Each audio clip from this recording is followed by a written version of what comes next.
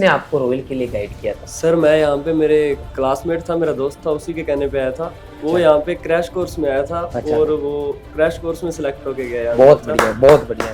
Sir मैं ये कहना चाहूँगा कि आज का जो मेरा रिजल्ट है ना, उसका सारा क्रेडिट मेरी सिस्टर को जाता है, अच्छा क्योंकि उन्होंने 2022 में यहीं से ऑनलाइन क्रैश कोर्स में जेईटी में 308 का स्कोर किया था। अच्छा सर मेरी 11th 12th बहुत खराब थी। 11th और 12th में मैं प्रेजेंट फाउल था दोनों साल। अच्छा, और जेट के मतलब स्कूल जाते ही नहीं थे? बिल्कुल ही कम जाता था सर, घर का काम करना पड़ता था। अच्छा, घर पे पिताजी बाहर- परिस्थिति ऐसी थी? हाँ, बाहर बेड से रहते थे। अच्छा, पिताजी भेड़ चराते इसलिए बाहर- आप सर मेरी 11 तो मतलब ऐसे बोलते हैं खत्म थी, बिल्कुल खत्म थे? पूरी खत्म थी सर। अच्छा। मैं मतलब इसको ज्यादा टफ लगती थी। और मैं ये बता दूं कि बाद में मेरी फेवरेट भी ऑर्गेनिक ही थी। बहुत बढ़िया। कौन से सर पढ़ाते थे आप? ऑर्गेनिक पढ़ाते थे हमको साजिश सर। बहुत बढ़िया, ताली बजाइए कि जो सब्जेक्ट जो सबसे टफ लगता था उसी सब्जेक्ट में आपने महारत हासिल की। बहुत था। पहले तो पेपर के एक दिन पहले रात को प्रॉपर नींद लेनी चाहिए, अच्छा, वो बहुत जरूरी है सर। प्रॉपर सोना चाहिए बच्चे जी को। सर। अच्छा अच्छा, बहुत और बढ़िया। जैसे ही पेपर दे कर आता था तो तब मैं गया था, तब मतलब बहुत दिक्कत आई थी मेरे क्या दिक्कत आई थी आपकी? मेरे जेट में। मतलब जेट का सेंटर मेरे जयपुर था। अच्छा और वहाँ पे मतलब बता दूं, मेरे आधार में मेरे पापा का नाम है सत्यनारायण नागर। अच्छा और जो मेरा जेट का एडमिट कार्ड था ना, उसमें मेरे पापा के नागर नहीं लगा हुआ। अच्छा करें, यह आप बच्चों को जरूर बताएं थोड़ा। सर मेरा मेन फोकस रहता था कि मैं सारे क्वेश्चन अटेम्प्ट करूँ, एक भी ना छूटे। फिर हाँ सर। जैसे मान लो आप रूममेट हैं, हाँ सर। तो अब किसी बच्चे की 3rd रैंक आ गई, किसी की 5th आ गई, किसी की मान लो 33 रैंक आई है, तो जिसकी 5वीं रैंक आई है जी सर। वो 33वीं रैंक वाले से भी ज्यादा दुखी हो रहा है। रिविजन करना या टेंशन लेना, दूसरे की रैंक की चिंता करना, तो उस टाइम आप लोग क्या करते थे? सर को लगता है हाँ। कि मेरे को पता ही नहीं कि मैं कब कंपटीशन के अंदर ऑटोमेटिक कब आप पढ़ने वाले बन कब गए? मैं पढ़ने वाला मैं पता ही नहीं चला। दूसरे 6 घंटे पढ़ते थे तो मेरे को भी लगता था यार मैं क्यों टाइम वेस्ट कर रहा हूँ, मैं क्यों सो रहा हूँ। करना चाहता हूँ। बहुत बढ़िया। एग्रीकल्चर स्ट्रीम में बड़े बिजनेसमैन बनना चाहते हो? हाँ सर। और शिवम का एटीट्यूड बिल्कुल बिजनेसमैन की तरह है। ये हर बात को मैं रॉयल संस्थान उदयपुर में एक बार पुनः आप सभी का हार्दिक स्वागत है। आपने देखा होगा जब भी कोई विशेष बात होती है, पॉइंट होता है, मुझे लगता है कि इन बच्चों ने इस संस्थान में बहुत ही बढ़िया किया है। और इन बच्चों से अगर मैं आपको रूबरू करवाता हूं तो डेफिनेटली आपको और आपके बच्चों को फायदा मिलेगा। तो आज इसी कड़ी में मैं आपको मिलाने जा रहा हूं ऐसे बच्चों से। इन बच्चों से जब आप मिलोगे और अभी हम जब बातचीत करेंगे तो आपको डेफिनेटली ये लगेगा कि हमें एक राजस्थान में रहते हुए गर्व होगा, राजस्थान में रहते हुए हमें खुशी होगी, गौरवान्वित तो महसूस करोगे आप, क्योंकि आज मैं राजस्थान के उन बच्चों से मिलाने जा रहा हूं जिन्होंने अपने राजस्थान का नाम पूरे देश के अंदर किए हैं। इसके अलावा ऐसे बच्चे जो एग्रीकल्चर फील्ड से रिलेटेड है, जिन बच्चों को इन फ्यूचर अपने सपने साकार करना है, देश के टॉप यूनिवर्सिटीज में जाना है, ऐसे बच्चे जिन्होंने अपने सपने साकार किए हैं, जिन्होंने मेहनत करके देश की टॉप यूनिवर्सिटीज तक पहुंचने का सपना साकार करने का प्रयास किया है, उन बच्चों से मैं आपको मिलवाऊंगा। एक एक चीज की आपको मैं जानकारी दूंगा। विशेष तौर पे यदि आप राजस्थान से हो तो आपको बहुत अच्छा लगेगा, क्योंकि आज जो बच्चे जिनसे मैं आपको मिलाने जा रहा हूँ, ये बच्चे देश के टॉप यूनिवर्सिटीज में पढ़ने वाले हैं। इन बच्चों का जेईटी और सीयूटी जो कि आपके एग्रीकल्चर यूनिवर्सिटीज के लिए एग्जाम होता है, उन एग्जाम्स में इन बच्चों का बहुत अच्छा परफॉर्मेंस रहा है। और ये बच्चे वो हैं जो नेशनल लेवल पे आपका सीयूटी का एग्जाम होके आईसीआर की जब काउंसलिंग होगी, टॉप यूनिवर्सिटीज मिलेगी, तो लगभग ये सभी बच्चे टॉप यूनिवर्सिटीज में आपको मिलेंगे। राजस्थान में 2 तरीके के एग्जाम होते हैं। राजस्थान में नहीं, पूरे देश की बात करूंगा मैं। यहाँ पूरे देश के अंदर 2 तरीके के एग्जाम होते हैं। एक एग्जाम होता है आपका सीयूटी का और दूसरा एग्जाम होता है जेईटी का।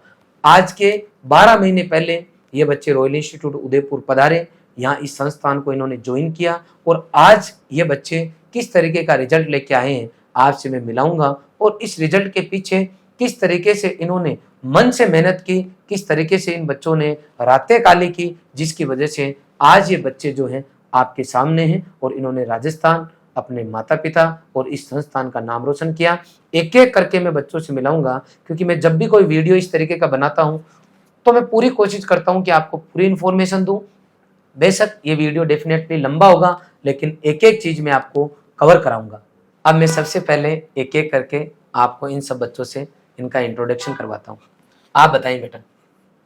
सर मेरा नाम शिवम नागर है, मेरे पापा का नाम सत्यनारायण जी है। मैं मराइता गांव झालावाड़ जिले से हूँ और मेरे पापा एग्रीकल्चर से मतलब खेती करते हैं वैसे तो, और वो मैकेनिक का काम भी करते हैं, जैसे पंखे कूलर वगैरह सुधारना ऐसा। इलेक्ट्रिशियन का काम। हाँ। बहुत बढ़िया, वेरी गुड। आप बताइए बेटा। सर मेरा नाम पंकज कुमार है और मैं हनुमानगढ़ के जाखड़ावाली गांव से हूँ और मेरे पिताजी किसान हैं जिनका नाम देवीलाल जी पोटलिया है। बहुत बढ़िया, पोटलिया। सर मेरा नाम देवराज गुजर है। मैं टोंक जिले में एक छोटे से गांव सीतारामपुरा जंगला से रहने वाला हूँ। मेरे पिताजी एक छोटे से किसान और भेड़ चराते हैं। अच्छा, भेड़ बकरी का ये काम हाँ है? जी सर। बहुत बढ़िया, गुड। सर मेरा नाम रवि कुमार चौधरी है, मैं मालपुरा टोंक का रहने वाला हूँ, और मेरे पिताजी प्रहलाद जी है, वो तो वे एक किसान है और खेती करते हैं सर। खेती का काम करते हैं, बहुत बढ़िया। सर मेरा नाम नवपाल सिंह है और मैं गंगानगर जिले का रहने वाला हूँ, और मेरे पापा का नाम दविंदर सिंह है जो एक किसान है। किसान है। आप देख पा रहे होंगे सभी किसान परिवार से बच्चे बिलोंग कर रहे हैं। और आपको पता है आजकल बच्चे English medium, Hindi medium, top से टॉप स्कूल में पढ़ते हैं। और आपने इनको भी देखा है, सब ग्रामीण अंचल से हैं ज़्यादातर बच्चे और किसान परिवार से हैं। अब इनका रिजल्ट देखोगे तो आपको पता चलेगा कि वास्तव में ये आपके सामने कौन से बच्चे बैठे हैं। ये बच्चे, जैसा कि इन्होंने बताया कि हम रॉयल इंस्टीट्यूट में आए हैं, पढ़े हैं, तो ये भी इनसे जानते हैं कि किनके कहने पर आप रॉयल इंस्टीट्यूट उदयपुर पधारे। तो आप बताइए बेटा, किसने आपको रॉयल के लिए गाइड किया था? सर मैं यहाँ पे, मेरे क्लासमेट था, मेरा दोस्त था, उसी के कहने पे आया था। वो अच्छा। यहाँ पे क्रैश कोर्स में आया था। अच्छा। और वो क्रैश कोर्स में सिलेक्ट होके गया। बहुत बढ़िया, बहुत बढ़िया। क्रैश कोर्स में सिलेक्ट होके गया। कल भी मैंने वीडियो बना के जानकारी दी थी आपको। 4 बच्चे जो है लगातार जो है क्रैश कोर्स के 450 से ऊपर नंबर सीयूटी में लेके आए। एक बच्चे का तो 2 बच्चों के तो जो है 475 से भी ऊपर नंबर आए थे। आप बताएं बेटा। सर मैंने आपको पहले ही बताया कि जैसे मेरे मामा जी मेरे को पढ़ाते हैं, अच्छा। वो फर्स्ट ग्रेड टीचर है। हाँ, फोन पे बात भी उन्हीं से होती है। बिल्कुल सर, हाँ, उन्हीं से हाँ, बात है। हाँ। तो सर उन्होंने मेरे लिए बेस्ट ऑप्शन चुना, तो उन्होंने यूट्यूब पे देखा, गूगल पे देखा, तो एग्रीकल्चर में क्या बेस्ट है, तो रॉयल उदयपुर मिला। तो वो सीधा आया यहाँ पे और कि क्या नाम से, रवि जल्दी से एडमिशन ले ले और बस स्टडी। फिर आपने उसी दिन ले लिया, सेम डे? उसी दिन सर। आप बताएं 12 बेटा, जून। आप किनके कहने पे आए? सर मैं जहाँ पर पढ़ता था 11th 12th जहाँ से मैंने की है, वहाँ पर हमारे सर है संजीव जी गुजर। संजीव जी वो गुर्जर। एग्रीकल्चर के लेक्चरर है अच्छा, सर, बहुत बढ़िया, बहुत बढ़िया। जिन्होंने बताया सर मेरे को सर सर मैं आपका आभार व्यक्त करना चाहूँगा संजीव जी सर, कि अगर आप इस बच्चे को गाइड नहीं करते तो आज ये बच्चा यहाँ नहीं रहता। और आपकी स्कूल का भी बच्चे ने नाम रोशन किया, रॉयल का भी नाम रोशन किया, कहीं ना कहीं आपका भी बिल्कुल बच्चे ने बात रखी है और आपने जैसा गाइड किया उसके अकॉर्डिंग इसने रिजल्ट दिया है। मैं आपसे हाथ जोड़ के निवेदन करता हूँ कि एक दिन आप रॉयल उदयपुर जरूर पधारें, हम आपका भी सम्मान करना चाहेंगे जी। सर मैं ये कहना चाहूँगा कि आज का जो मेरा रिजल्ट है ना, उसका सारा क्रेडिट मेरे सिस्टर को जाता है। अच्छा। क्योंकि उन्होंने 2022 में यहीं से ऑनलाइन क्रैश कोर्स में जेईटी में 308 का स्कोर किया था। अच्छा। और उन्होंने मुझे गाइड वो किया अभी था। कहाँ पढ़ रहे हैं? सुमेरपुर पाली। आप ताली बजाएंगे जोरदार। अब आप देख सकते हो इसकी सगी सिस्टर ऑनलाइन क्रैश कोर्स में पढ़ के 308 नंबर के साथ में सुमेरपुर पहुंच गई। बहुत बढ़िया बेटा। क्या नाम है गुड़िया का? प्रियंका। प्रियंका, बहुत बढ़िया, गुड। आप बताएं, आपको किसने गाइड किया? सर मेरे सर है रामविलास जी सर। अच्छा। उन्होंने मेरे को गाइड किया था। वो 12th में हमको एग्रीकल्चर पढ़ाते थे। उन्होंने बोला था कि रॉयल बेस्ट है JET के लिए। फिर मैंने यूट्यूब पे सर्च करा तो रॉयल का रिजल्ट देखा, वो बेस्ट था, तो मैंने तभी सोच लिया था कि मेरे को रॉयल में ही जाना है। बहुत बढ़िया। रामनिवास जी नाम है सर? रामविलास जी सर। रामविलास जी, मैं आपका भी आभार व्यक्त करना चाहूँगा इस संस्थान की तरफ से कि आपने बच्चे को गाइड किया। आपसे भी निवेदन करूँगा कि एक दिन आप भी ज़रूर जो है रॉयल उदयपुर पधारें। इन सभी बच्चों को मैं इनके पेरेंट्स के साथ में एक बार बुलाऊंगा। आप भी अपने मामा जी को जब बड़ा कार्यक्रम रखेंगे अपन तो ज़रूर लेके आना। और मैं उन सभी का आभार व्यक्त करूँगा कि आप सब की वजह से जो है आज रॉयल टीम के अंदर लगातार बच्चे आ रहे हैं और हम बेहतरीन रिजल्ट देने में कामयाब रह पा रहे हैं। अब इन बच्चों से जानते हैं कि यहाँ पे कब इन्होंने एडमिशन लिया और कौन से बैच में रहे, ये हॉस्टल में रहे या फिर रूम रेंट पे लेके रहे। आप बताएं बेटा। नवपाल, आपसे शुरुआत करते हैं। आप बताएं कि आप कौन से बैच में थे और हॉस्टलर थे या डे स्कॉलर थे? हॉस्टल में थे तो नाम भी बताएं ताकि जो बच्चे देखेंगे उनको अच्छा लगेगा कि आप उस हॉस्टल से थे। सर मैं RG3 बैच का स्टूडेंट था और मैंने सितंबर मंथ में एडमिशन लिया था और मैं रघुनाथपुरा के सक्षम हॉस्टल में रहता था। बहुत बढ़िया, गुड। आप बताएं बेटा। सर मैं 12 जून को सर मैंने एडमिशन लिया था और मैं RG1 बैच का स्टूडेंट था और सर मैं संगम कैंपस में रहता था सर। बहुत बढ़िया। संगम में रहे आप? संगम हमारा फेमस हॉस्टल है ना? और टॉपर निकले वहाँ से। बहुत बढ़िया। सर मैं RG1 का स्टूडेंट हूँ और मेरा एडमिशन 12 जून को हुआ था और मैं सक्षम कैंपस में रहता था। सक्षम में रहे आप? बहुत जी सर। बढ़िया, गुड। सर मैं RG3 का स्टूडेंट था और मैंने सितंबर लास्ट में एडमिशन लिया और समर्पण हॉस्टल से था। समर्पण में थे, बहुत बढ़िया, गुड। सर मैंने जून के फर्स्ट वीक में लॉन्ग ईयर में एडमिशन लिया और मेरा बैच था CH1। अच्छा, आप हॉस्टलर थे या डे स्कॉलर? सर मैं डे स्कॉलर था। हाँ, 5 बच्चे हैं, इनमें से ये बच्चा डे स्कॉलर था, बहुत बढ़िया, बहुत अच्छे और हमारे सिंसियर बच्चे हैं सभी। और इनकी एज में कहता हूँ कि वो बच्चा आज के टाइम में सबसे ज़्यादा होशियार माना जाएगा, जिसको उम्र के आधार पे ये पता है कि मुझे करना क्या है। जब आपकी एज है मान लो, उसके अकॉर्डिंग अगर आप काम कर रहे हो उम्र के आधार पे, इसका मतलब इस दुनिया में वर्तमान में आप होशियार हो, इंटेलिजेंट हो। और आपकी उम्र तो पढ़ाई के काम कोई और ही हाथ में ले लिया, इसका मतलब इस धरती पर आप सबसे ज्यादा बोले हो, आपको पता ही नहीं है कि इस उम्र में करना क्या है। तो हमारा जो बच्चा शिवम, यहाँ से अपन चालू करते हैं और जानते हैं। मैं चाहूंगा कि शिवम ये बताएं कि ये यहाँ जब आ गया था CH1 बैच में, और अब क्योंकि ये बच्चे वापस जा चुके हैं तो इनका रिजल्ट भी आ चुका है, एग्जाम भी हो चुका है, तो आपने किस किस की यहाँ तैयारी की और आपका क्या रिजल्ट रहा? सर मैंने यहाँ जेट और CUET की तैयारी की थी और जेट में मेरे राजस्थान में एग्रीकल्चर स्ट्रीम से फर्स्ट रैंक रही और नंबर रही 405 और CUET में मेरे स्कोर रहा 534। बहुत बढ़िया, ताली बजाएंगे एक बार इस बच्चे के लिए जोरदार, बहुत बढ़िया बेटा। पूरे राजस्थान के अंदर ये किसान परिवार से जरूर है बच्चे, लेकिन जब आप इनका रिजल्ट सुनोगे तो आपको लगेगा कि कुछ इन्होंने किया। पूरे राजस्थान में एग्रीकल्चर स्ट्रीम से फर्स्ट रैंक जो है हमारे इस बच्चे शिवम नागर की है। मैं बताना चाहूंगा 2021 के अंदर भी पूरे राजस्थान में कोटा संभाग से हमारा जसवंत सुमन पूरे राजस्थान में फर्स्ट रैंक। JET में CUET की अगर मैं बात करता हूँ, 2022 की अगर बात करता हूँ, किशन बाकर पूरे राजस्थान में JET में फर्स्ट रैंक, सामान्य रैंक है सामान्य वर्ग में। इसके अलावा उसी साल 2022 में ऑल इंडिया पूरे देश के अंदर एग्रीकल्चर में फर्स्ट रैंक सोनिका जाट की। 2023 की बात करता हूं तो उमेश पूरे राजस्थान के अंदर उसके वर्ग में फर्स्ट रैंक। JET के अंदर, CUET के अंदर हमारी जो बच्ची है आकांक्षा गर्ग, उसके 548 नंबर के साथ में फर्स्ट रैंक पूरे देश के अंदर एग्रीकल्चर स्ट्रीम में। और 2024 के अंदर भी CUET के अंदर 500 से ऊपर सबसे ज्यादा नंबर आने वाला आपका ये रॉयल इंस्टीट्यूट उदयपुर है। 550 से ज्यादा नंबर रॉयल इंस्टीट्यूट उदयपुर से एग्रीकल्चर स्ट्रीम में। और JET की बात करूं तो पूरे राजस्थान में एग्रीकल्चर स्ट्रीम में फर्स्ट रैंक है। बहुत बहुत बधाई हो बेटा, थैंक यू सर। बहुत बढ़िया, गुड। नेक्स्ट बताएं बेटा, आपका CUET का क्या स्कोर रहा? सर मेरे लास्ट ईयर CUET का स्कोर 189 था और इस साल मैंने 480 के से स्कोर लिया है। बहुत बढ़िया। मैं शिवम से एक बार बीच में जानना चाहूंगा कि आप अपना पुराना स्कोर भी बताइए, मतलब लास्ट टाइम आपने JET का एग्जाम दिया था तो लास्ट टाइम आपके क्या स्कोर था, ताकि जो इस बार बच्चे तैयारी कर रहे हैं उनको यूं लगे कि यार जब शिवम इतने नंबर लाके कर सकता है तो मैं भी कर सकता हूं। तो ये पॉइंट भी अपने को जरूर मेंशन करना चाहिए। कितने नंबर थे आपके लास्ट टाइम? सर मेरे जेट में थे 176 और CUET में मेरे 280 थे। हाँ, CUET में 280 और JET में 176। और इस साल ये बच्चा राजस्थान टॉप 405 नंबर के साथ में, और इसके अलावा CUET में 534 नंबर इस बच्चे के आए हैं। बहुत बढ़िया बेटा, कोई भी बच्चा कुछ भी कर सकता है। आपने बता दिया। नेक्स्ट बताए बेटा, देवराज बताइए, आप बताएं बेटा आपका क्या स्कोर रहा दोनों एग्जाम के अंदर? सर मेरे CUET में 546 नंबर है बहुत और बढ़िया। JET में 358 है और पूरे राजस्थान में MBC वर्ग में मेरी फर्स्ट रैंक है और जनरल रैंक मेरी 22वीं है। बहुत बढ़िया, ताली बजाएंगे इस बच्चे के लिए। MBC के अंदर पूरे राजस्थान के अंदर फर्स्ट रैंक है, जनरल रैंक JET में 22वीं है, CUET के अंदर 546 नंबर आ रहे हैं। लास्ट ईयर JET में कितने नंबर थे? लास्ट ईयर से मेरे JET में 160 नंबर थे। अराउंड 160 नंबर लास्ट ईयर इस बच्चे के JET में थे। और ये बच्चा अभी अराउंड 300 कितने नंबर आ रहे हैं? 358 नंबर आ रहे हैं और उधर 546 नंबर आ रहे हैं। बहुत बड़ी बात है। आप 12th सरकारी स्कूल में पढ़े या प्राइवेट में? सर मेरी 12th सरकारी स्कूल से। बहुत बढ़िया, सरकारी स्कूल में पढ़ के बच्चा अगर ये झंडे गाड़ रहा है बहुत बड़ी बात है। राजस्थान टॉपर है MBC के अंदर। आप बताइए बेटा, रवि अपना रिजल्ट बताइए आप। 564 नंबर आ रहे हैं सर और 373 नंबर मेरे JET में आ रहे हैं। और सर JET में मेरी 9वीं रैंक रही है कैटेगरी में और ओवरऑल रैंक मेरी 14 रही है सर जनरल में। बहुत बढ़िया, बहुत बढ़िया, शाबाश बेटा। CUET के अंदर 564 नंबर है। अगर JET की बात करता हूं तो 9th रैंक इसकी कैटेगरी में है और जनरल रैंक की बात करूं तो 14 रैंक है। कितने नंबर आए थे? 373 नंबर आए, 373 मार्क्स आए और उधर 564 नंबर आए। बहुत बड़ी बात है, एक सामान्य बच्चा जो है इतने नंबर लेके आ रहा है। आप बताइए बेटा नवपाल, आपका क्या स्कोर रहा?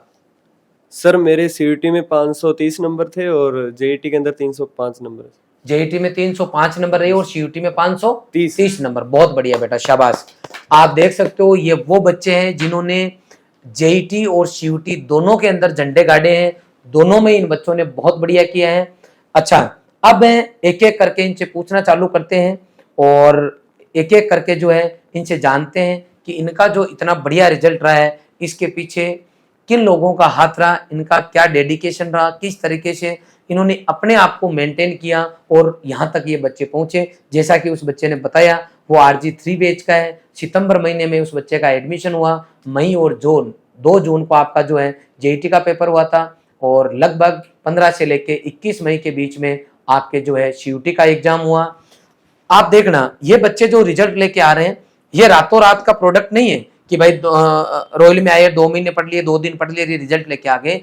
एडमिशन से लेके एग्जाम तक एक लंबा प्रोसेस होता है जिससे बच्चे को, इंस्टीट्यूट को, स्टाफ को, पेरेंट्स को गुजरना होता है। सब लोग मिलकर अगर काम करते हैं तो अंततः रिजल्ट आता है। बताइए बेटा आपकी 11th 12th कैसी रही? सर मेरी 11th 12th बहुत खराब थी। 11th और 12th में मैं प्रेजेंट फाउल था दोनों साल। अच्छा, और जेट के मतलब स्कूल जाते ही नहीं थे? बिल्कुल ही कम जाता था सर, घर का काम करना पड़ता था। अच्छा, घर पिताजी की बाहर- परिस्थिति ऐसी थी? हाँ, बाहर बेड से रहते थे।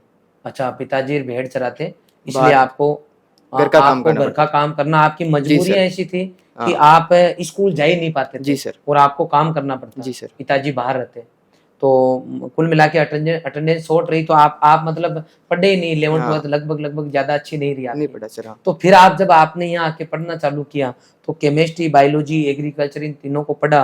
ऑल राजस्थान आपने टॉप किया, उधर 546 नंबर लेके आ गए। तो क्या कहना चाहोगे आप यहाँ के स्टाफ के लिए? स्टाफ के बारे में सर, यहाँ की मतलब टीचिंग टीम और नॉन टीचिंग टीम बहुत ही बेहतर है और बहुत ही बढ़िया फैकल्टी है। अच्छा, बहुत बढ़िया। आप बताएं बेटा शिवम, जैसे केमिस्ट्री, जैसे आप अपने स्कूल का बारे में बताएं पहले भाई, आपकी स्कूलिंग कैसी रही? सर मेरी 11 तो मतलब ऐसे बोलते हैं खत्म थी पूरी, बिल्कुल खत्म थी? पूरी खत्म थी सर। अच्छा। मैं मतलब स्कूल भी जाता था तो 1 घंटे में दोस्तों के साथ घूमने चले गए, बाहर बैठ गए ऐसे वगैरह, और दिन भर रूम पे फोन चलाते थे।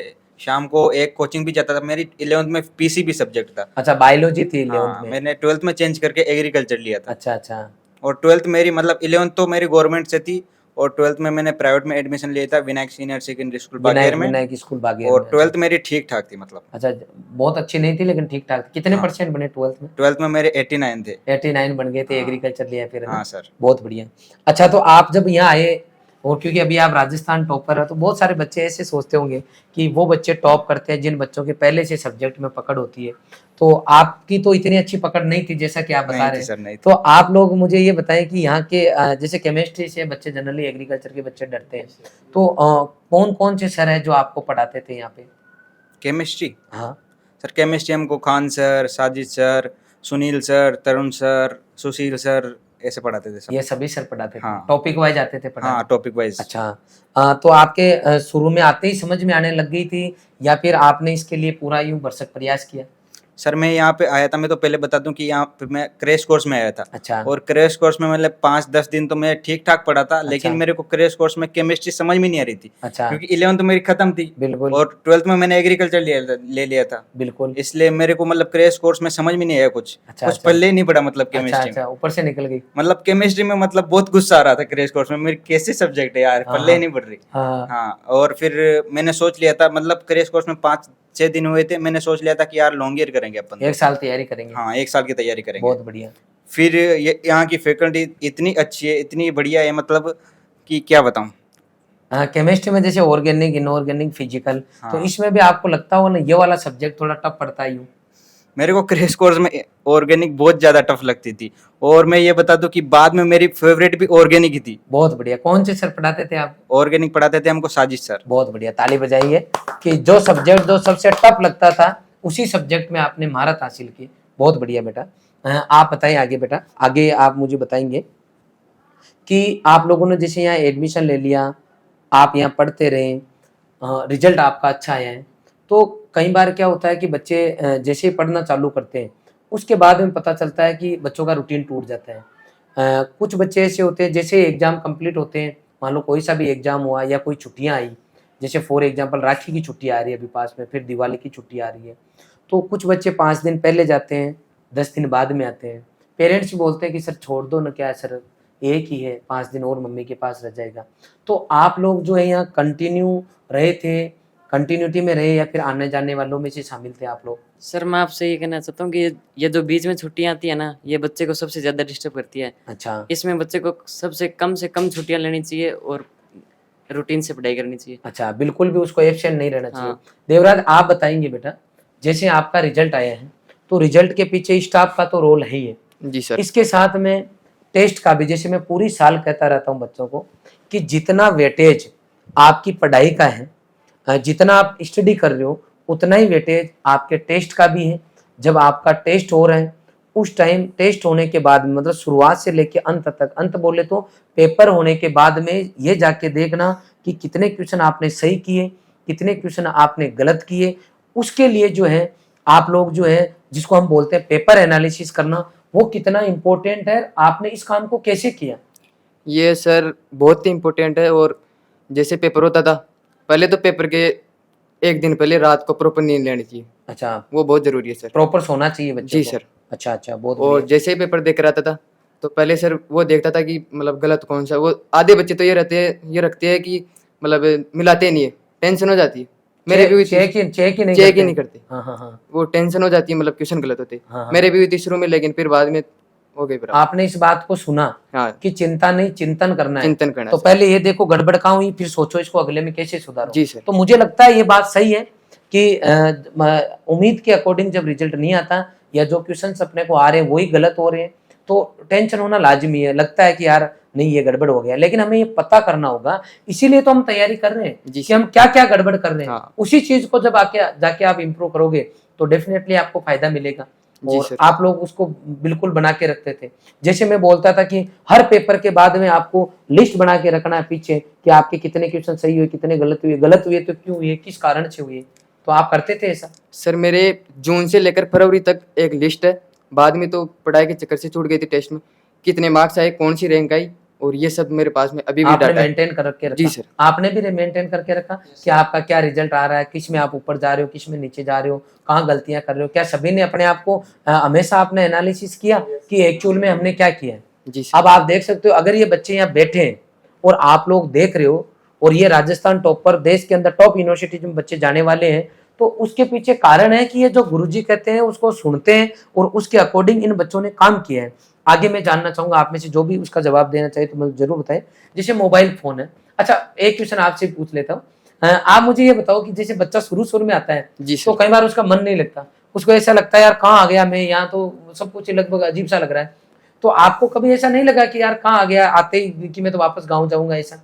मैं भी उनमें शामिल हूँ सर। जैसे मेरा एडमिशन हुआ था 12 जून को, अच्छा, तो वो भैया छोड़कर चले गए थे। तो कजोर जी छोड़ के गए आप? नहीं सर, वो क्लासमेट आए थे ना, हाँ हाँ, तो उनके भाई थे। अच्छा अच्छा। मैं आपको बीच में जानकारी देना चाहूंगा। आप जो देवराज है उसके सगे बड़े भैया हैं हमारे हॉस्टल में, हॉस्टल वार्डन भी है। ये यहाँ पढ़ रहे थे तो पढ़ते पढ़ते 5-6 महीने बाद में उन्होंने इस संस्थान को ज्वाइन किया। और मैं बधाई दूंगा कजोर जी को भी कि आपने घर की परिस्थितियाँ ठीक नहीं होती हुई भी इस बच्चे को, आपके छोटे भाई को रॉयल तक पहुंचाया और आज ये बच्चा जो है पूरे राजस्थान में टॉपर रहा है। अब ये अपने को बता रहा है कि मेरा शुरू में मन नहीं लगा था। बताइए आगे क्या हुआ था? तो सर 12 जून को मेरा एडमिशन हुआ था।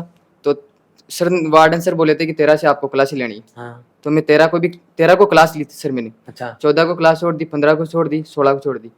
तो फिर श्रवण जी थे तब हमारे हॉस्टल मैनेजर सक्षम में। हाँ हाँ, तो फिर मैं श्रवण जी के पास में गया कि सर मेरे को तो नहीं पढ़ना, मेरे को तो घर जाना है, अच्छा याद आ रही है। फर्स्ट हाँ। बार ही निकला था सर मैं घर से। अच्छा। पहले घर पर ही रहता था। अच्छा, पहले घर पे रहते थे। हाँ। हाँ हाँ, तो उन्होंने भी समझाया कि मैं 1-2 दिन तो उन्होंने निकाल दिया कि जीएल सर से बात करता हूँ, तेरे को बता दूंगा। अरे तो मेरे को तो जाना था भाई, घर जाना है मेरे को तो मैं बोला कि सर मेरे को तो जाना है, आप कुछ भी कहो, मेरे को तो जाना है, हाँ, नहीं रहना है हाँ, यहाँ मेरे पे। को सेट मत करो, मेरे को तो जाना है। हाँ। हाँ, तो चल तू, श्रवण जी बोले कि चल ऐसा काम कर, मैं गाड़ी मंगवा देता हूँ और तू हिसाब करा कर निकल जाना तेरा उधर से ही, हाँ। वापस मत आना। ठीक है। मैं कहता ठीक है सर। मैं सामान लेकर नीचे आ गया। जितने में वो मुकेश जी सर है सर, चीफ वार्डन सर, हाँ हाँ वो हॉस्टल से करने जाते हैं डेली, हाँ हाँ, तो वो गए थे। तो शरण जी से पूछा कि नए एडमिशन, नहीं सर ये मतलब पुराना ही बच्चा है, वापिस जा रहा, मन नहीं लग रहा। मन नहीं लग रहा। जी सर। तो फिर मुकेश जी सर मेरे को समझाए, घर पर बात की, भाई मैं 2-3 दिन बच्चे को छुट्टी दिलाकर भेज रहा हूँ घर पर, हाँ, वापिस आ जाना। तो सर मेरे को 4 दिन की छुट्टी दिलवाई थी शायद सर ने, अच्छा, और मैं 2 दिन रहा, तीसरे दिन वापस आ गया। वापस आ गया। जी सर। बहुत बढ़िया, बहुत बढ़िया। ये उन बच्चों के लिए बहुत मोटिवेशन का काम करेगा। मैं अक्सर बच्चों को बोलता हूँ, उस टाइम हो सकता है ये मजाक में ले लेते हैं, हाँ सर। मैं कहता हूँ जो बच्चा आता है और उसका आते ही मन नहीं लगता है, वो बच्चा तगड़ा रिजल्ट देता है। तो आप अपनी आंखों के सामने देख सकते हो, ये प्रूफ है बेटा इस बात का। शुरू में कई बार लगता है, लेकिन हम बच्चों को प्रेशराइज नहीं करते, बच्चों को बोलते तेरा मन लग रहा है ठीक है, नहीं तो 2 दिन 4 दिन गाँव जाके आ जा। एक बार बच्चे को मन लगने के लिए थोड़ा सा स्ट्रगल करना होता है, क्योंकि हम इंसान हैं। नई नई गाय भैंस लेके आते हैं ना, वो भी खूंटे के कई बार चारों तरफ चक्कर लगाती है। तो गाय भैंस जानवर का जब आपस में इतना लगाव हो जाता है चीजों से, उस पर्टिकुलर बाड़े से, तो हम तो इंसान है, मम्मी पापा हवा पानी सब कुछ चेंज होता है, तो अजीब सा लगना स्वाभाविक है। लेकिन उस टाइम हमें थोड़ा अपने दिल को कठोर करके एक बड़ा डिसीजन लेना होता है, क्योंकि दुनिया में उन्हीं लोगों के नाम चल रहे हैं जिन लोगों ने कुछ समय के लिए गृह त्याग किया है। बहुत बढ़िया देवराज। अच्छा, आगे मैं मेरे क्वेश्चन को आगे करना चाहूंगा, नवपाल बताएगा मुझे। नवपाल, आप इतनी दूर से यहाँ आए, यहाँ पढ़े, आपने मेहनत की, जो आपके जूनियर्स हैं, नए बच्चे हैं, उनको आप क्या विशेष कहना चाहोगे? मैं क्वेश्चन इस मतलब ऑब्जेक्ट से पूछना चाहूंगा कि कई बच्चे ऐसे हैं आपके साथ जिनके हो सकता है फरवरी तक आपसे ज़्यादा अच्छे नंबर आ रहे हो, आपसे ज़्यादा वो बेटर कर पा रहे थे, लेकिन कोर्स कंप्लीट होने के बाद में वो बच्चे यहाँ से घर चले गए कि नहीं अब कोर्स कंप्लीट हो गया, हम घर पे बैठ के आराम से स्टडी करेंगे। तो आप अपने जूनियर्स को क्या कहना चाहोगे? आप घर चले गए थे या अंत तक रहे थे, पहले तो ये बताइए। सर मैं तो लास्ट तक यहीं पे रहा था और यहीं पे रह के प्रॉपर जैसे कि पढ़ाई की थी। हाँ, काफ़ी बच्चे थे जो मेरे साथ थे, जो फरवरी मार्च में चले गए थे घर पे, तो उनके रिजल्ट पर बहुत ज़्यादा इफेक्ट पड़ा है। हाँ, उतना अच्छा रिजल्ट नहीं रहा, उतना अच्छा रिजल्ट नहीं दे पाए जितना वो कर सकते थे। शिवम से पूछूंगा। बहुत सारे ऐसे बच्चे हैं जो जैसे ही कोर्स कंप्लीट होता है तो कुछ पेरेंट्स से बातचीत करके और घर चले जाते हैं कि अब हमारा कोर्स कंप्लीट हो गया, अब हम घर पे पढ़ेंगे। तो शिवम, आप मुझे ये बताएं, आप क्योंकि आज आप बच्चों के लिए आइडियल हो, पूरे राजस्थान आपने टॉप किया है, तो बच्चे आपसे जानना चाहेंगे, या हो सकता है कोई बच्चे ऐसे गलती करे घर जाने की, तो उन बच्चों को आप क्या सजेस्ट करना चाहोगे इस टाइम जब वो स्थिति बनती है बच्चों के साथ में? सर मैं तो यही सजेस्ट करना चाहूँगा कि लास्ट तक टिके रहने में ही भलाई है, क्योंकि जो बंदा लास्ट तक टिकता है वही इतिहास रचता है। बहुत बढ़िया, बहुत बढ़िया। जो बच्चा लास्ट तक टिकता है वही इतिहास रचता है। कहीं ना कहीं देवराज, कुछ आप एक्सपीरियंस शेयर करना चाहोगे कि कुछ बच्चे समय से पहले गांव जाते हैं तो उनका रिजल्ट कैसा रहता है, या कोई फर्क नहीं पड़ता? नहीं सर, फर्क तो पड़ता है। जो क्लासमेट थे उनको, वो साथ में पढ़ते थे, साथ में टेस्ट देते थे, वो पहले चले गए कि मेरा तो सेंटर वहाँ पर है, घर से जाऊँगा एग्ज़ाम देने। अच्छा, तो उनके रिजल्ट पर बहुत इफेक्ट पड़ा है। मेरा एक सेंटर उदयपुर था सर, अच्छा, एक तो था जोधपुर, जेठ का था कोटा। तो मैं 2 जून को मेरा कोटा एग्जाम था, मैं गया था यहाँ से 4 जून को सर एग्जाम देकर। अच्छा, एग्जाम देके फिर वापिस आप आए हॉस्टल थे। खाली करके गए? जी सर। बहुत बढ़िया। कहने का मतलब है अंतिम समय आपका बहुत इंपॉर्टेंट होता है, उसमें हमें विशेष ध्यान रखना होता है। मैं शिवम से जानना चाहूँगा कि अंतिम समय में जब बच्चे एग्जाम देने जाते हैं कई बार, तो वो लास्ट टाइम जब टेस्ट सीरीज चलती है, पूरा ओवरऑल कोर्स टेस्ट में आता है, या जब एग्जाम देने जा रहे हैं उससे पहले आपने जैसे टॉप किया, तो क्या आपके एक विशेष प्रेशर था कि मुझे जो है टॉप करना है पूरा राजस्थान, या फिर मैं ऐसा ऐसा करके दिखाऊंगा, या फिर ऐसा कोई डर था कि मेरा नहीं हुआ तो क्या होगा, मैंने साल भर तैयारी की है, क्या पता क्या होगा? आप अंतिम समय के अंतिम 15-20 दिन आपके कैसे निकले, और एग्जाम सेंटर पे आपकी क्या एक्टिविटी रही, थोड़ा सा बच्चों को जरूर बताइए।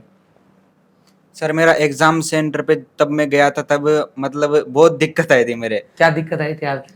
मेरे जेट में, मतलब जेट का सेंटर मेरे जयपुर था। अच्छा, और वहाँ पे मतलब बता दूं, मेरे आधार में मेरे पापा का नाम है सत्यनारायण नागर। अच्छा, और जो मेरा जेट का एडमिट कार्ड था ना, उसमें मेरे पापा के नागर नहीं लगा हुआ है। अच्छा तो वहाँ पे मैं जेट के एग्जाम देने गया, जी, अंदर तो चला गया था, मैम ने अंदर जाने दिया था जाने मेरे को। दिया, हाँ, फिर वहाँ पे जो गेट होता है, तो वो बच्चे एग्जाम देने बैठते हैं रूम में, जिस बिल्कुल, रूम में, हाँ, हाँ, उसके बाद वो सर होते हैं, चेक करते हैं डिटेल्स आपकी कि मैच है नहीं है एडमिट हाँ, कार्ड से। बिल्कुल बिल्कुल, हाँ, तो उन्होंने मैच किया था। उन्होंने फिर बोला कि तेरे पापा का नाम तो इसमें मैच ही नहीं खा रहा, तू एग्जाम देने कैसे आ गया, मतलब तू, तेरे को हम बैठने ही नहीं देंगे एग्जाम देने। अच्छा अच्छा, हाँ, फिर उन्होंने बोला कि नीचे एक वो बड़े सर है, उस ऑफिस में बात करके आओ, और वो जो बोले वो करके आओ। फिर ठीक मैं है। नीचे गया, उन सर से मैंने बोला कि सर ऐसी ऐसी बात है। उन्होंने बोला कि बेटा आपके पास कोई प्रूफ है नहीं है कि इस बात का, हाँ हाँ कि सर मेरे पास कोई प्रूफ तो नहीं है, लेकिन मेरा मोबाइल है बाहर, उसमें मेरे फोटो पड़ी है 10th की मार्कशीट और 12th की मार्कशीट, बहुत कि बढ़िया। बेटा मेरे नंबर पे सेंड करके आओ। हाँ, फिर हाँ। मैंने बाहर गया, उनके नंबर पे सेंड की, उन्होंने देखी, फिर उन्होंने बोला कि तेरे से एक एप्लीकेशन लिखाएंगे लास्ट में, तू एग्जाम देने बैठ सकता है। तब मेरे थोड़ी माइंड में वो आया कि एग्जाम तो देता है यार मैं। अच्छा अच्छा हाँ। बहुत बढ़िया। मतलब आपको, आप दूसरे बच्चों को इस पॉइंट पे क्या कहना चाहोगे? जैसे मैं पूरी साल और शुरू से कहता रहता हूँ कि आपको आधार कार्ड अपडेट कराना, 10th 12th की मार्कशीट के आधार पे उसमें आधार कार्ड में चेंज कराना है, तो आपने उस टाइम ये लापरवाही की। हाँ सर, हाँ, मैंने तो ध्यान ऐसा- नहीं दिया था। हाँ, ये हर कोई बच्चा। अब आप देखो यहाँ में दो चीज इस टॉपर से सीखने को मिल रही है। पहली चीज तो ये कि इसने भी लापरवाही की, दूसरी चीज ये कि इसकी परिस्थितियां वहां सेंटर पे ठीक नहीं थी, फिर भी अपने आप को इसने किस लेवल पे अपने आप को मेंटेन किया होगा कि ये बच्चा राजस्थान टॉपर निकल गया। उसके 405 नंबर आए, हो सकता है 480 में 480 आ जाते, हो सकता है 450 नंबर आते। कहीं ना कहीं तो इसके जितने नंबर आने चाहिए थे उनमें 2-4 नंबर का, 5 नंबर ट्यूशन का तो इसके डेफिनेटली फर्क पड़ा होगा। तो मैं सभी बच्चों से कहना चाहूंगा कि आप लोग जो संस्थान के द्वारा चीजें आपको बताई जाती है उनकी आप प्रॉपर पालना करें, ताकि आपके जो है समस्या नहीं आए। और कई बार कभी भी किसी बच्चे के कुछ भी गड़बड़ हो जाता है तो उस टाइम उस बच्चे को, जब तक आपकी गड़बड़ और वो सॉर्ट आउट हो गई तो उसके बाद में उसको भूल जाओ कि पहले क्या हुआ, और जीरो से चालू कर दो। और इस बच्चे का ये कॉन्फिडेंस लेवल ही था कि विपरीत परिस्थितियों में भी इस बच्चे ने अच्छा किया। अच्छा शिवम, जब हम एग्जाम देने जाते हैं, किसी भी एग्जाम को देने जाते हैं, तो कहीं ना कहीं पेपर देते वक्त बच्चे के ये समस्या रहती है कि पेपर छूट गया। कई बार बच्चे की ये समस्या रहती है कि मेरे नेगेटिव ज़्यादा हो रहे हैं, विशेष तौर पे नेगेटिव वाली की बात करता हूँ कि पेपर छूट गया है नेगेटिव, चाहे वो मेन पेपर हो चाहे ये जनरल पेपर हो। तो उसको आप कैसे पेपर अटेम्प्ट कैसे करते थे कि भाई नेगेटिव कम से कम हो और आप अच्छा करें? यह आप बच्चों को जरूर बताएं थोड़ा। सर मेरा मेन फोकस रहता था कि मैं सारे क्वेश्चन अटेम्प्ट करूँ, एक भी ना छूटे। फिर अच्छा। भी कोई मतलब 4 ऑप्शन बिल्कुल समझ में ही नहीं आ रहे तो वो जरूर छूट जाता मेरा। अच्छा अच्छा और पेपर देने के बाद मतलब जैसे टेस्ट सीरीज चलती है हमारी रॉयल में, हाँ। तो टेस्ट देने के बाद घर पे जाके उसको प्रॉपर एनालिसिस करता था कि कौन से क्वेश्चन नेगेटिव हुए, और नेगेटिव हुए तो कहाँ पे मिस्टेक हुई, तो उस मिस्टेक को मैं फिर सुधारता कि अगली बार ये गलती ना हो पाए। बहुत बढ़िया। देवराज, आप कुछ बोलना चाहोगे पेपर को लेके? कहने का मतलब जैसे अपन पेपर देते तो बच्चा पेपर छोड़ देता है या छूट जाता है, उससे होता ही जी नहीं है, सर। या फिर उसके नेगेटिव बहुत ज्यादा होते हैं, तो नेगेटिव कम हो उसके लिए बच्चा विशेष क्या करे? नेगेटिव तो सर ये अभी जो टेस्ट होते हैं उस पर जो कौन सा क्वेश्चन नेगेटिव हुआ, मेरे भी साथ में यही था सर, टाइम का था ज़्यादा तो। अच्छा। और अभी सीयूटी में मात्र 45 मिनट मिले थे बिल्कुल बिल्कुल। बायोकेमिस्ट्री में, हाँ हाँ। और मेरे केमिस्ट्री में तो थे 10 मिनट एक्स्ट्रा, और हाँ। बायोलॉजी में 15 मिनट एक्स्ट्रा निकाले थे मैंने। मतलब आपके पास इतना टाइम बच गया। जी सर। इस स्पीड से आपने पूरी साल प्रैक्टिस की। जी। बहुत बढ़िया। तो नेगेटिव कम हो उसके लिए आप बार बार रिवीजन करते होंगे? रिवीजन भी करता था, और सर नेगेटिव मेरे भी होते थे टेस्ट में। अच्छा, धीरे धीरे आपने, हाँ। मतलब आप ये मान के चलते हो कि 19-20 नेगेटिव तो आपके जनरल वे में होंगे, हाँ सर। लेकिन आपको ओवरऑल पूरा पढ़ के जाना चाहिए। हाँ। बहुत बढ़िया। अच्छा, कई बार बच्चों के ऐसे रहता है, जैसे बच्चे तैयारी कर रहे हैं, जी सर। पढ़ रहे हैं, तो एक दूसरे से कंपैरिजन करते हैं। हाँ सर। जैसे मान लो आप रूममेट हैं, हाँ सर। तो अब किसी बच्चे की 3rd रैंक आ गई, किसी की 5th आ गई, किसी की मान लो 33 रैंक आई है, तो जिसकी 5वीं रैंक आई है जी सर। वो 33वीं रैंक वाले से भी ज्यादा दुखी हो रहा है क्योंकि उसकी पहले नहीं आई। हाँ सर। तो इस तरीके से दुखी होना ठीक है, या फिर बच्चों को इस चीज पे टाइम खराब नहीं करना चाहिए? इस चीज़ पर सर टाइम खराब नहीं करना चाहिए, और ज़्यादातर ये चीज़ सर क्लासमेट होते हैं, फिर मतलब पास के होते हैं और फिर एक रूम में चल जाते हैं, उनकी दिक्कत आती है सर। अच्छा, ये तो मेरे आप भी इस- दिक्कत थी सर, हैं? मेरे रूम में भी ये दिक्कत थी सर। तो आप क्या कहना चाहते हो? आप खुद ही इसके वो भुगतभोगी हैं, आप खुद इसका, आपको इसका एक्सपीरियंस है, तो आप, क्योंकि आपके रूममेट से आप ज्यादा अच्छा कर पा रहे हो, जी सर। तो आप मुझे ये बताएं कि इस जगह बच्चे को क्या करना चाहिए?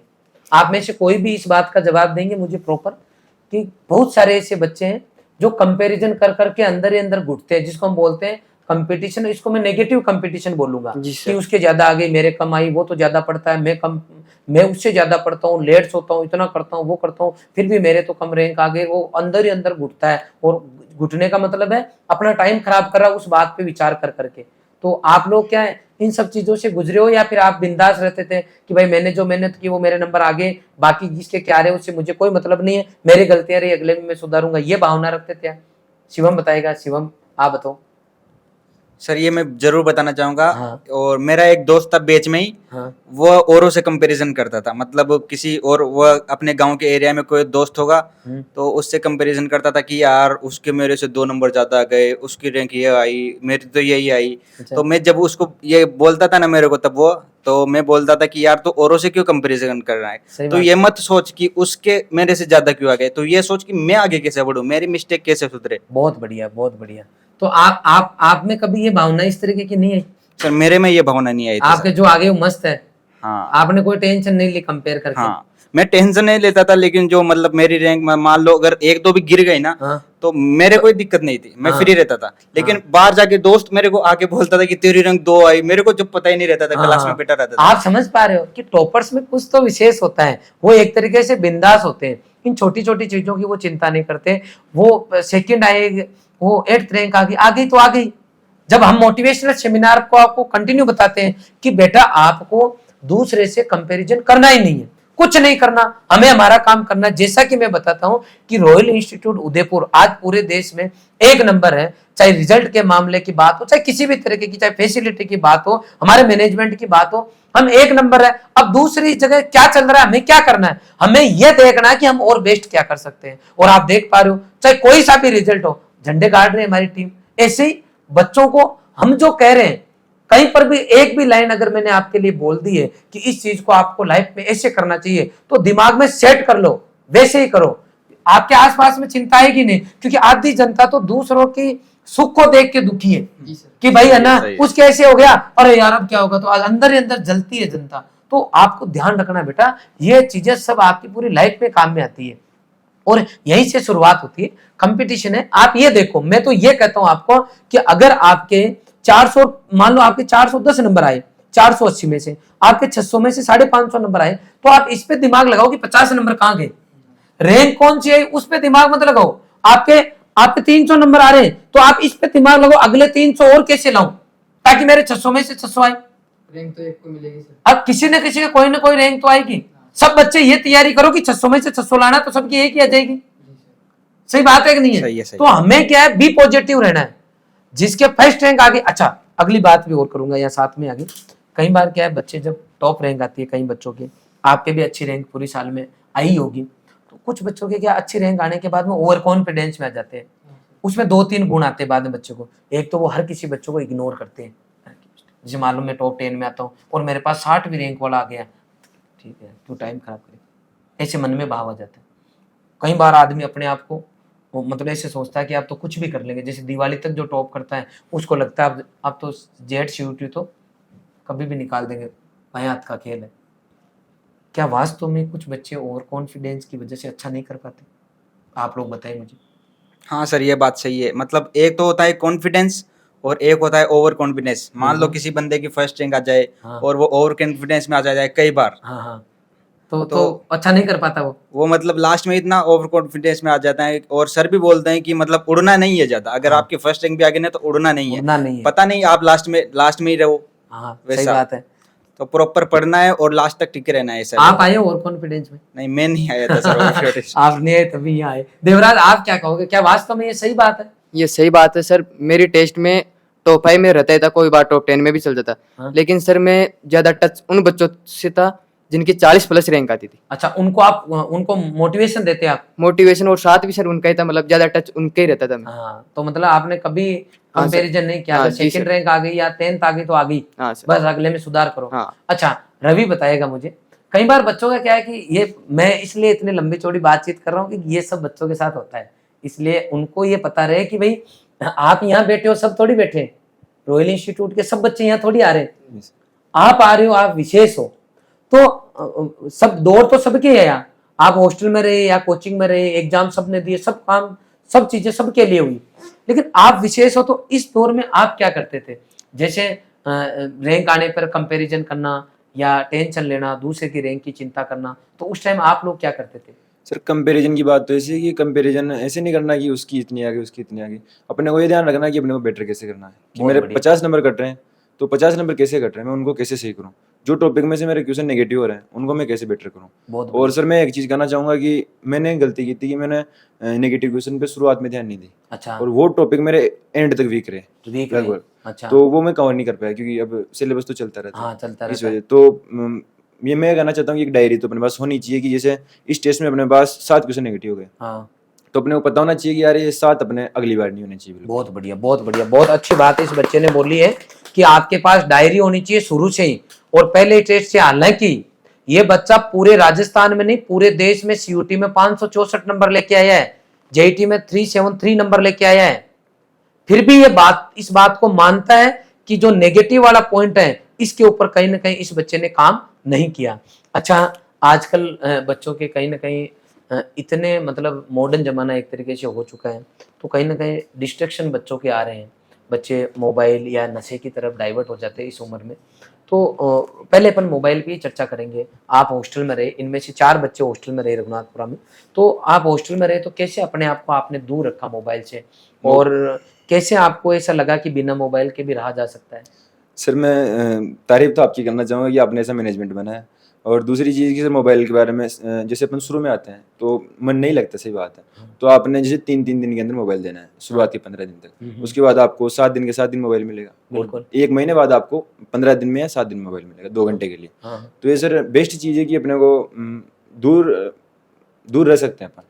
अच्छा अगर रूटीन में रहे बच्चे के रूटीन मन में। में भावना हो हाँ। तो फोन छोड़ा जा और सकता सर है। दूसरी चीज जैसे अपने टेस्ट लगते हैं, हाँ। रैंक आती है, तो अपन को पता नहीं चलता अपन कब उस कंपटीशन में घुस जाते हैं। अच्छा मैं खुद भी सर शुरू में आया तो पढ़ने वाला नहीं था, मेरे को भी लगता था हाँ। कि मेरे को पता ही नहीं कि मैं कब कंपटीशन के अंदर ऑटोमेटिक घुस गया, हाँ, कब आप पढ़ने वाले बन कब गए? मैं पढ़ने वाला बना। पता ही नहीं चला दूसरे आपको। 6-6 घंटे पढ़ते थे तो मेरे को भी लगता था यार मैं क्यों टाइम वेस्ट कर रहा हूँ, मैं हाँ। क्यों सो रहा हूँ, हाँ। मेरे को पढ़ना चाहिए। अच्छा तो ऐसा लगा सर। मतलब रॉयल का माहौल ऐसा माहौल है सर, ये कि बिल्कुल। अपने आप ही बच्चा पढ़ने लग जाता है। यूं बिल्कुल सर, सही माहौल बात है। बिल्कुल सर। अच्छा बस बच्चे को टिकना है खाली यहाँ। टिकना बस। मैं ये कहता हूँ कि सर जैसे आप कहते हैं एडमिशन एग्जाम तक, तो ये लाइन बिल्कुल सही है सर, अच्छा। कि आप जैसे एग्जाम दे के यहाँ से जाओ, हाँ तो वो बच्चा डेफिनेटली रुकेगा ही नहीं, डेफिनेटली रुकेगा नहीं, बिल्कुल सही है सर। 100% वो बच्चा निकलेगा। ओके। अच्छा बहुत बढ़िया।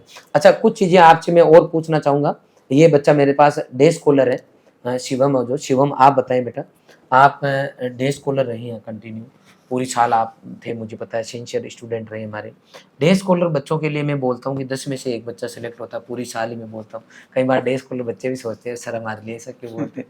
तो आप बताइए क्या डे स्कॉलर बच्चा और हॉस्टल के बच्चे में मेन फर्क क्या होता है? आप बच्चों को बताएं क्या फर्क होता है, मेन कौन सा पॉइंट है जहाँ पे डे स्कॉलर बच्चा पलटी खा जाता है, और वहां पर अगर डे स्कॉलर अपने आप में इंप्रूव कर ले तो वो बच्चा भी अच्छा कर लेता है? बताएं। डे स्कॉलर और हॉस्टल में यही दिक्कत है, मतलब कि डे स्कॉलर का टाइम फिक्स नहीं रहता, उसका रूटीन फिक्स नहीं रहता, और हॉस्टल में तो सुबह 5 बजे उठा देते हैं। डे स्कॉलर में ये दिक्कत नहीं है। हाँ डे स्कॉलर और हॉस्टल में टाइम की दिक्कत है बस। अच्छा, और जैसे डे स्कॉलर के पास एनी टाइम फोन रहता है, हाँ, तो उस फोन से बच्चा डिस्टर्ब नहीं होता? उस फोन से बहुत ज्यादा डिस्टर्ब होता है सर हाँ, बच्चा। बहुत ज्यादा डिस्टर्ब होता है। हाँ। इसलिए डे स्कॉलर जो बच्चा है अगर फोन का यूज केवल फोन जो काम है उससे उसके अलावा अगर मिस यूज उस फोन का नहीं करे और जो काम है अगर वो ही करे तो डेफिनेटली इस शिवम की तरह डे स्कॉलर बच्चा भी टॉप कर सकते हैं। इसलिए जितने भी डे स्कॉलर बच्चे जहाँ कहीं पर भी पढ़ रहे हैं, जो रूम लेके रहते हैं, जिनके पास में फ़ोन रहता है, मैं तो यही कहूँगा कि आप अपने फ़ोन को स्विच ऑफ कर दें और जब आपको ज़रूरत पड़े तब ऑन करके घर पे बात कर लें। मकान मालिक को आप अपने नंबर दे दें, मकान मालिक के नंबर घर पे दे दें और इंस्टीट्यूट के नंबर दे दें। जब भी ज़रूरत पड़ेगी आपके घर वाले आपसे बात कर लेंगे, लेकिन ये मान के चलना कि घर वाले बहुत कम फ़ोन करेंगे, क्योंकि घर वालों को भी पता है कि मेरा बच्चा पढ़ने गया हुआ है, और घर पे आप बता दें कि जब भी ज़रूरत होगी हम खुद फ़ोन कर दूंगा मैं। तो ऐसा करके आप अपने आप को मैनेज कर सकते हो और बेहतरीन रिजल्ट दे सकते हो। अंत में, क्योंकि लंबा वीडियो हो चुका है, आप मुझे बताएं बेटा कि इन फ्यूचर आप बड़े होके एग्रीकल्चर सब्जेक्ट को आपने चुना है, क्या बनना चाहते हैं आप आगे जाके? सर क्या मैं करना एग्रीकल्चर स्ट्रीम में बहुत बड़ा बिजनेस करना चाहता हूँ। बहुत बढ़िया, एग्रीकल्चर स्ट्रीम में बड़े बिजनेसमैन बनना चाहते हो। हाँ सर। और शिवम का एटीट्यूड बिल्कुल बिजनेसमैन की तरह है। ये हर बात को मैं एक दिन मनीष सर के साथ में बैठ के बात भी कर रहा था कि कई बार हम लोग स्पीच देते हैं, बच्चों को मोटिवेट करते हैं, जब बातचीत करते हैं तो हम आइडिया लगा लेते हैं। उस टाइम बच्चे क्या, कुछ बच्चे स्माइल देते हैं तो हमारे समझ में आ जाता है उनके फेस एक्सप्रेशन से, भाई इन बच्चों की ये बात प्रॉपर समझ में आ गई। तो ये बच्चा क्या है कि मैंने शुरू से गौर किया इस बात को, शिवम को विशेष तौर पे, कि इसको लग जाता है, इसके दिमाग में वो बात क्लिक कर जाती है। तो एक प्रॉपर बिजनेसमैन होता है वो ऑलराउंडर होता है हर तरीके से, पढ़ाई में तो है ही है, लेकिन किसी बात को सुनने में भी वो पूरा ध्यान लगाता है कि सर क्या बोल रहे हैं, इसका मतलब क्या निकलेगा। तो ये अच्छी खूबी है, और आप में जो खूबी है उसके अकॉर्डिंग ही आप इन फ्यूचर बनना चाहते हैं, ये अपने आप में बहुत बड़ी बात है। आप बताएं बेटा, आप क्या करना चाहते हैं, क्या बनना चाहते सर हैं? मैं मेरा वैसे तो एग्रीकल्चर में साइंटिस्ट बनने का मैंने एम है, और वैसे मेरा आगे रॉयल में फैकल्टी के रूप में आने का सपना अच्छा, है। आप रॉयल में एज ए टीचर पढ़ाना हाँ। भी चाहते हैं, बहुत बढ़िया बेटा, बहुत बढ़िया। इंस्टीट्यूट के अंदर बहुत सारे ऐसे अभी एट प्रेजेंट आपके गुरुजी है जो इसी इंस्टीट्यूट के स्टूडेंट भी रहे, तो आपका भी सपना है, आप बताएं बेटा। सर मैं एक कृषि वैज्ञानिक बनना चाहता हूँ जिससे किसानों को फायदा हो, किसान अच्छी योजनाओं का लाभ उठा सके। बहुत बढ़िया, आपका यूँ मानना है कि अभी भी ऐसी बहुत सारी योजनाएं जी हैं सर। जो किसानों तक नहीं पहुंच नहीं रही। पहुँच रही है सर। बहुत बढ़िया, बहुत अच्छा करना है बेटा, बहुत बढ़िया। सर मैं कृषि वैज्ञानिक ही बनना चाहता हूँ क्योंकि मेरे पिताजी किसान हैं, और सर मैं ये चाहता हूँ कि मैं किसानों के लिए काम करूँ। बहुत बढ़िया। मेन तौर आपको लगता है अभी भी किसानों की स्थिति वैसी नहीं है जैसी रहनी चाहिए? रहनी चाहिए सर। एग्रीकल्चर में भी जैसे सर स्कोप धीरे धीरे होना स्टार्ट हुआ है, तो सर उसी पे अपने को काम करना, और किसानों के पास सब कुछ जाना चाहिए। बहुत बढ़िया, आप बताएं बेटा। सर मैं भी जैसे एग्रीकल्चर में हायर एजुकेशन लेने के बाद फार्मर्स के लिए कुछ करना, जो भी उनके सामने प्रॉब्लम्स आ रही हैं उनको सोल्यूशन ढूंढने में चाहता उसी हूँ। पे आप उसी काम पे, करना yes, चाहते सर। हैं। बहुत बढ़िया बेटा, आज मैंने उन टॉपर से मिलाया है जिन्होंने पूरे राजस्थान के अंदर, पूरे देश के अंदर इस रॉयल इंस्टीट्यूट, अपने परिवार, सबका नाम रोशन किया है। और पुनः रिपीट कर देता हूँ कि ये इन सब बच्चों की कड़ी मेहनत का नतीजा है। हमारे स्टाफ जो है जिन्होंने रात दिन इन बच्चों की सेवा की है, जिस भी स्थिति में ये बच्चे रहे, जब भी इनको ज़रूरत पड़ी, हमारी टीचिंग नॉन टीचिंग स्टाफ ने काम किया।